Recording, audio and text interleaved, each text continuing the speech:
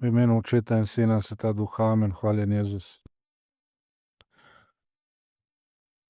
Torej, današnje praznovanje v širšem smislu zaokroža božični čas. Božično praznovanje, tukaj so seveda že odstranili jaslice in drevo po dopoldanski maši. Doma, če še niste, pa še boste.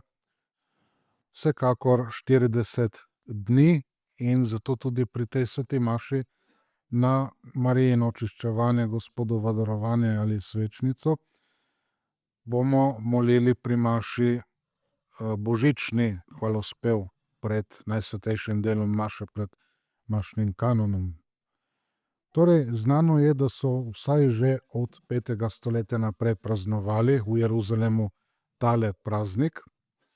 In po besedah preroškega starca Simeona je Jezus luč v razsvetljenje poganov, pomeni, prinaša zveličanje vsem narodom, ne samo izraelskemu ljudstvu, ker oni so pojmovali to samo meso in kri, torej biološko, naravno, ne. Nekdo pripada, ne pa po veri.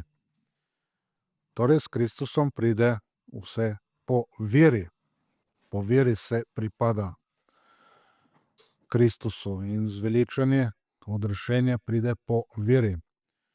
Jožef poskrbi seveda, da Jezus in Marija izpolnita Mojzesovo postavo, čeprav to jima ne bi bilo potrebno. Mariji se seveda ni treba očiščevati, ker je vsa čista. Jezusu se ni treba darovati Bogu, ker se mu neprestano že daruje, Bogu Očetu, ne, z vsem svojim bitjem, z vsem svojim življenjem in tako naprej. Ampak ta dvojna daritev, to dvojno pravzaprav ponižanje ponazarja telesnost ali mesenost učlovečenja Boga po eni strani, ne. Pač beseda je meso postala. Potem pa tudi imamo napoved uresničenja nove zaveze v Jezusovi krvi se bo zgodila na križu. Jezus se torej že telesno daruje tukaj, ne. Do konca se bo seveda daroval na križu, ko bo iztekla za nas in v spravo za naše grehe do zadnje kaplje njegove krvi. Tako da prava žrtev ne bo več žrtev živali, ampak Jezus sam.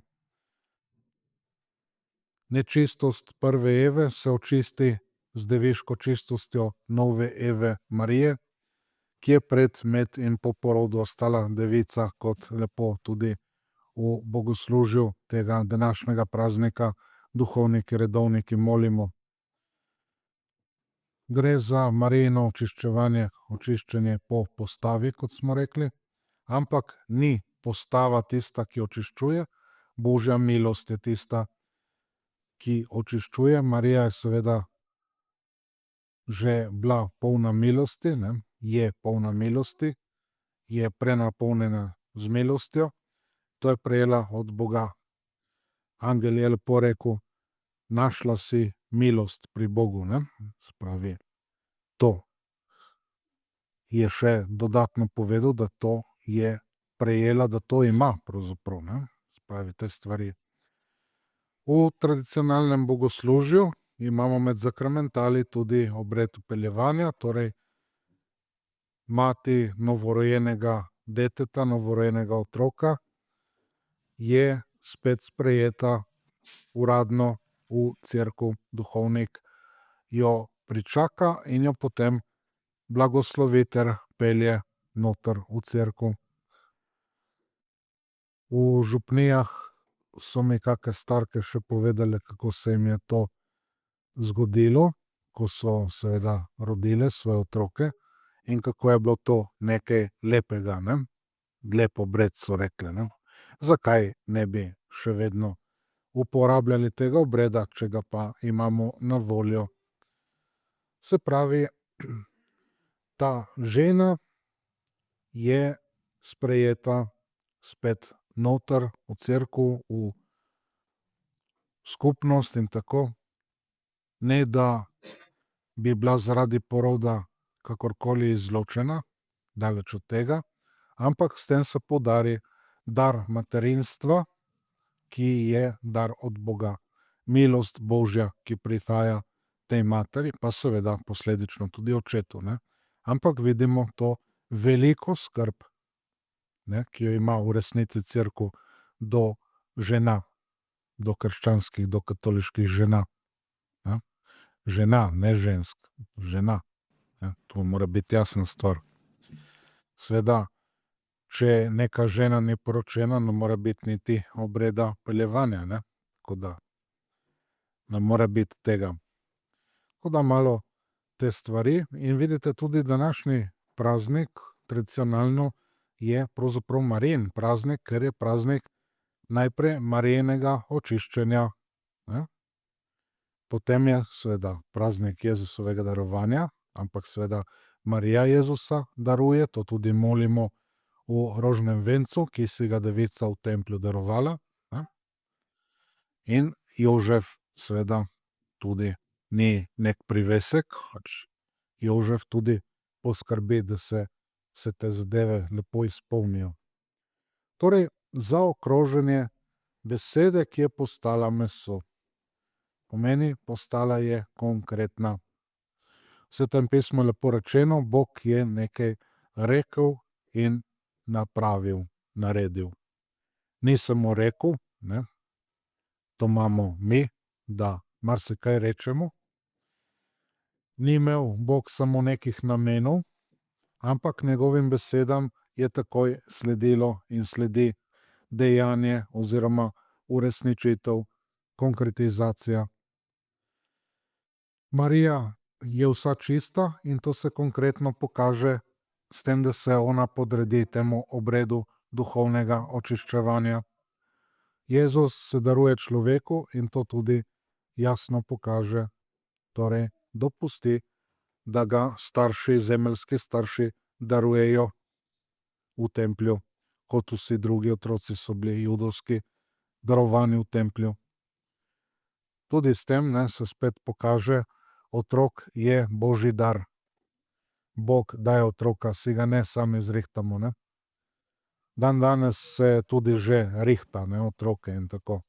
Na nemoralne načine tudi in tako. Velike trgovine in take stvari, to poznamo.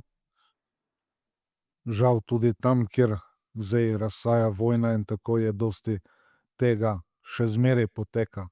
In se borijo tudi za to, da bi še naprej bile te nadomestne matere, ki samo 9 mesecev nosijo tiste otroke, potem pa grejo na tako imenovani bogati zahod, ne. Ko jih nekateri ljudje kupijo, zdaj ali so to različnospolne dvojice ali istospolne dvojice, ne, ker istospolni pač niso pari, ker pari se parijo, ne, saj poznamo te stvari, ne. Ne morejo biti. V glavnem te stvari, konkretna zadeva. Sveti Frančišek Saleški uporabi eno lepo podobo.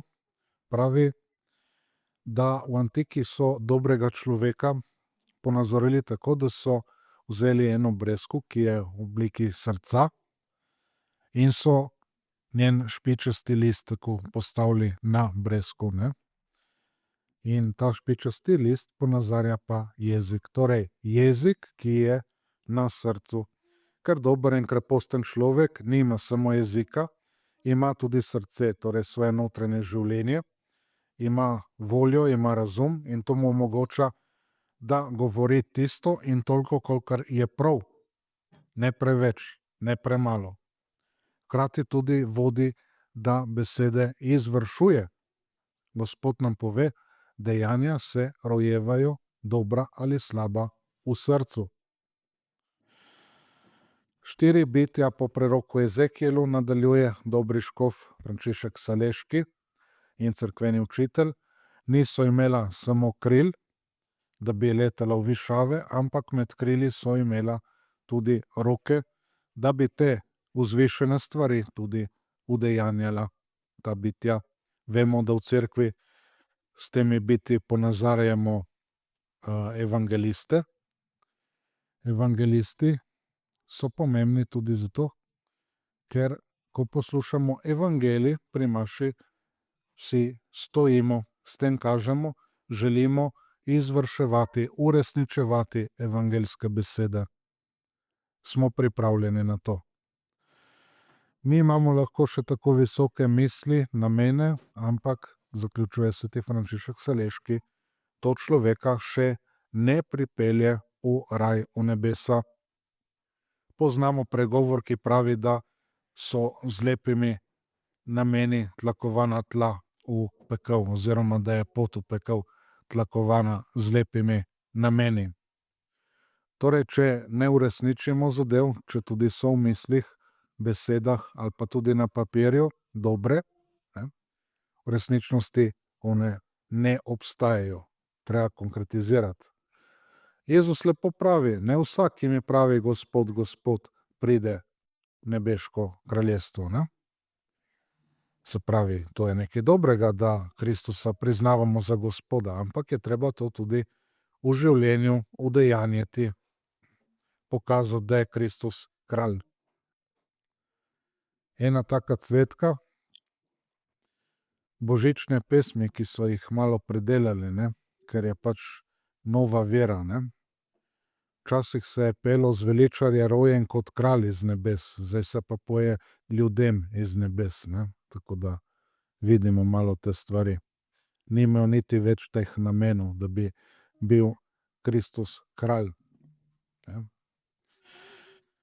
Pri darovanju v templju vidimo pri sveti družini ponižnost, torej, ki se uresničuje, se konkretno kaže ta ponižnost. Božji sin in Božja mati, ki se želita do konca podrediti temu, kar sicer velja za grešne ljudi, za tiste, ki potrebujejo odrešenje. Ampak ravno ta majhnost in skromnost ter ponižnost omogoča njun vstop v naša srca, da bi jih potem ona dva mogla od znotraj spremeniti, preustvariti. Vemo, mi večkrat bi radi na silo spremenjali srca ljudi, ampak to se uspe samo z Jezusom in z Marijo. Mi ne moremo brez, ne. Torej, brez te Marijine, Jezusove pokorščine človek ne bi mogel priti do čistosti srca. Ampak čistost srca je potrebna. Mi potrebujemo to, da bi ne samo potem v nebesih gledali Boga, ko umremo enkrat, ampak tudi zato, da bi že zdaj stvari gledali v božji luči. Da bi prav gledali na življenje, na svet, na ljudi. Ker sta Jezus in Marija tako majhna, ju ljudje zlahka sprejmemo. Če smo seveda tudi mi sami majhni in se potem Bogu v svetišču darujemo. Vemo, da to lahko naredimo samo, če se prej očistimo. Če imaš kaj še nerešenega, pusti dar tam, pojdi, spravi se in potem daruj Bogu dar, ne. Najprej pravi Jezus seveda v odnosu s svojim sobratom, ne, se pravi svojim bližnjim. Ampak seveda vemo, da kadar grešimo in tako, imamo dolg tudi najprej do Boga, no, pravzaprav, ne. Tako da to. Ker potemtakem tak dar, ki bi ga tako darovali, ni kaj dosti vreden, ne. Če sploh kaj, in nevarno seveda tudi božjega ropa, da ne bi to vredno prejemali in tako dalje, ne. Tako da Jezus in Marija nista potrebovala iti v svetišče, onadva sta božje svetišče. Marija je skrinja zaveze, je tabernakelj, tabernakulum, shodni šotor pomeni to, ne. Torej, sveti tempelj božji, to božje svetišče. Mi nismo božje svetišče prav pogosto, ne. Zato, da bi vsaj malo postali božje svetišče, moramo iti v svetišče. Vemo, kako sveti Filip Neri eni gospe, ki je šla hitro ven z cerkve po obhajilu, je poslal vse ministrante za njo s svečami, s kadilom in z vsem, da bi jo v procesiji spremljali, ker je pač takrat bila Božje svetišče, ki je nosila Jezusa v sebi, ne. Ampak dobro, ne, to so zdaj druge stvari.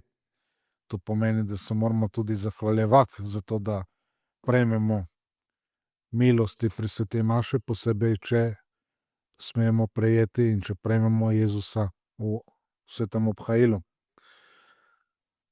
Mnogi govorijo, da pač ne potrebujejo iti v svetišče, da ne potrebujejo spovedi, da ne potrebujemo maše, ne. In potem prejmem, kot rad povem, ne, kakšno sporočilo, ne, kaj se je zgodilo v kakšni črni kroniki ali pa kaj takega, ne. Tako da te zadeve, ne. Tisti, ki ne potrebujejo torej Božje milosti, mislijo, kako bodo vse rešili sami, da ne potrebujejo torej Božje pomoči, da ne potrebujejo Božje milosti. Pravijo, da se dobro počutijo, ne, da jim nič ne manjka. Zdaj imam doma eno knjižico, ki jo je napisal en, ta pater, ki je spada k tem redemptoristom, ne, se pravi k tem patrom svetega Alfonza Ligorija, pater Mauricio Botta, se je poigral s tem malo v enem tem naslovu, ker ta knjiga nosi naslov Dobro se počutim, zelo trpim. Mislim, da se je to dobro poigral in da je to resnica za marsikoga na tem svetu, ne. Sto bene soffro molto. Se pravi, to je vzpon ali padec, o katerem govori Simeon. Mi se lahko vzpnemo, če sprejmemo Kristusa, ne. Ta je postavljen v vzpon, če ga sprejmemo, ali padec, če ga zavrnemo. Mnogih, ne. Tako. Ponujeno Božjo roko torej moramo sprejeti. Eni jo sprejmejo, eni jo ne sprejmejo. Potrebujemo torej tistega, ki je luč. Kakor je rekel lepo Janezov oče Zaharija, samo on razsvetli vse, ki so v temi in smrtni senci. V imenu Očeta in Sina in Svetega Duha. Amen. Hvaljen Jezus.